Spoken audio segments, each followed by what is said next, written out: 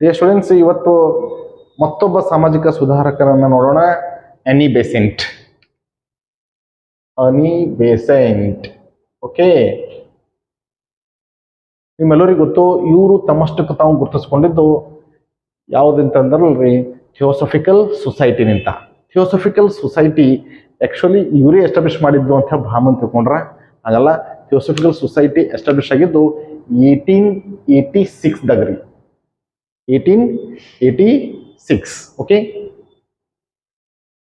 1886 ಎಲ್ಲಿ ಎಸ್ಟಾಬ್ಲಿಷ್ ಆಯಿತು theosophical society? Theosophical society ಎಲ್ಲಿ ಎಸ್ಟಾಬ್ಲಿಷ್ ಆಯಿತು? ಚೆನ್ನೈನ ಅಡಿಯಾರ್ನಲ್ಲಿ ಎಸ್ಟಾಬ್ಲಿಷ್ ಆಗಿತ್ತು. ಆಯ್ತಾ? 1886. ಯಾರು ಎಸ್ಟಾಬ್ಲಿಷ್ ಮಾಡಿದ್ದು ಅಂತಂದ್ರಲ್ರಿ, ಮೇಡಮ್ ಬ್ಲಾವೆಟ್ಸ್ಕಿ ಮತ್ತು ಕರ್ನಲ್ ಆಲ್ಕಾಟ್ ಇದನ್ನ ಎಸ್ಟಾಬ್ಲಿಷ್ ಮಾಡಿದ್ದು. ಯಾಕೆ ಎಸ್ಟಾಬ್ಲಿಷ್ ಮಾಡಿದ್ರು ಸರಿ ಥಿಯೋಸಫಿಕಲ್ ಸೊಸೈಟಿ ಅಂತಂದ್ರೆ, ಭಾರತದಲ್ಲಿರುವಂತಹ ಅಭೌತಿಕ ಶಕ್ತಿಗಳನ್ನ ಅಧ್ಯಯನ ಮಾಡಲಿಕ್ಕಿಲ್ರಿ ಈ ಥಿಯೋಸಫಿಕಲ್ ಸೊಸೈಟಿ ಎಸ್ಟಾಬ್ಲಿಷ್ ಮಾಡಿದ್ದು. ಅಭೌತಿಕ ಶಕ್ತಿ ಅಂತಂದ್ರಲ್ರಿ, ಶಕ್ತಿ ಅದ, ಆದ್ರೆ ನಮಗದು ಕಾಣಿಸೋದಿಲ್ಲ. ಫಾರ್ ಎಕ್ಸಾಂಪಲ್, ನಮ್ಮ ಭಕ್ತಿ ಆಗಿರ್ಬೋದು, ದೇವರ ಶಕ್ತಿ ಆಗಿರ್ಬೋದು, ಆತ್ಮ ಆಗಿರ್ಬೋದು, ಪರಮಾತ್ಮ ಆಗಿರ್ಬೋದು, ಹೀಗ ಅನೇಕ ಅಭೌತಿಕ ಶಕ್ತಿಗಳು ನಮ್ಮ ದೇಶದಲ್ಲಿ ನಂಬಿಕೆಯಲ್ಲಿವ. ಈ ಅಭೌತಿಕ ಶಕ್ತಿಗಳ ಬಗ್ಗೆ ಅಧ್ಯಯನ ಮಾಡ್ಲಿಕ್ಕಿಲ್ರಿ ಮೇಡಮ್ ಬ್ಲಾವೆಟ್ಸ್ಕಿ ಮತ್ತು ಕರ್ನಲ್ ಆಲ್ಕಾಟ್ ಥಿಯೋಸಫಿಕಲ್ ಸೊಸೈಟಿಯನ್ನ ಭಾರತ ಎಸ್ಟಾಬ್ಲಿಷ್ ಮಾಡಿದ್ರು. ಯಾವಾಗ? 1886. ಎಲ್ಲಿ? ಚೆನ್ನೈನ ಅಡಿಯಾರ್ನಲ್ಲಿ. ಹೇಳ್ತಾರೆ ನೋಡಿ ಕ್ವಶನ್. ಈಗ ಅನಿ ಬೆಸೆಂಟ್ ಈ ಥಿಯೋಸಫಿಕಲ್ ಸೊಸೈಟಿನ ಹೆಂಗ್ ಗುರುತಿಸ್ಕೊಂಡ್ರು ಅಂತಂದ್ರೆ, ಇವರು ಭಾರತಕ್ಕೆ ಬಂದಿದ್ದು 1893ರಲ್ಲಿ ಈ ಥಿಯೋಸಫಿಕಲ್ ಸೊಸೈಟಿಯ ಸಂಚಾಲಕಿಯಾಗಿ. ಎಸ್, ಇವರು ಮೂಲತಃ ಐರಿಷ್ ಮಹಿಳೆ. ಆಯ್ತಾ? Divorce women.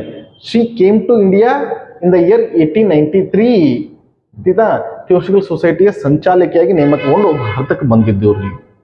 ಇಲ್ಲಿ ಬಂದು ನೋಡಿ, ಇವರು ವೇದ, ಪುರಾಣ, ಭಗವದ್ಗೀತಾ, ರಾಮಾಯಣ ಎಲ್ಲವುಗಳನ್ನ ಅಲ್ರಿ ಅಧ್ಯಯನ ಮಾಡಿಬಿಡ್ತಾರೆ.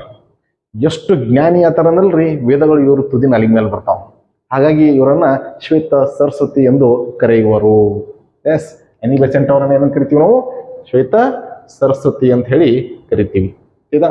ಇವರು ಬನಾರಸ್ನಲ್ಲಿ ಒಂದು ಹಿಂದೂ ಕಾಲೇಜನ್ನ ಕಟ್ಟಿಸ್ತಾರೆ.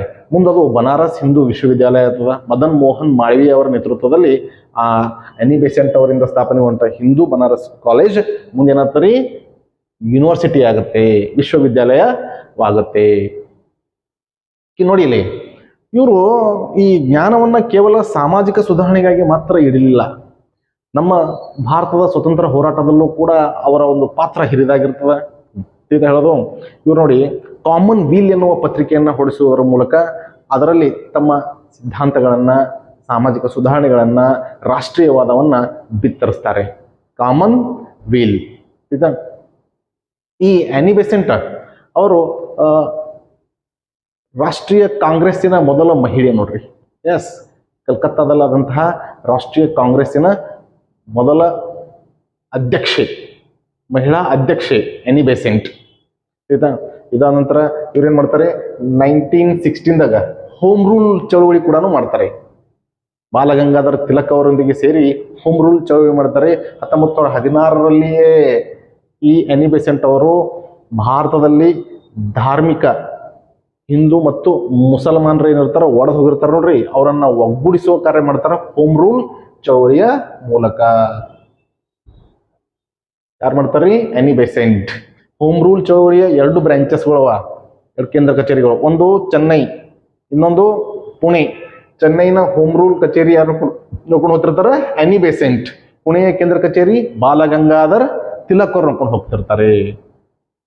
ಹೀಗೆ ಅನಿ ಬೆಸೆಂಟ್ ಅವರ ಪಾತ್ರ ಕೂಡ ಬಹಳಷ್ಟು ಹಿರಿದಾಗಿರ್ತದೆ. ಇವರು ಭಾರತದಲ್ಲಿ ಕೇವಲ ಸಾಮಾಜಿಕ ಅಷ್ಟೇ ಅಲ್ಲ, ಸ್ವತಂತ್ರ ಹೋರಾಟಕ್ಕೂ ಕೂಡ ತಮ್ಮದೇ ಆದಂತಹ ಕೊಡುಗೆಯನ್ನ ನೀಡಿದ್ದಾರೆ. Thank you.